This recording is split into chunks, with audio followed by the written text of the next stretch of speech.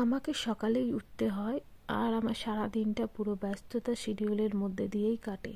সকালটা শুরু করেছিলাম গরম জল দিয়ে। তারপর আমি ফ্রেশ হয়ে নিয়েছিলাম 1 কাপ গরম ব্ল্যাক কফি।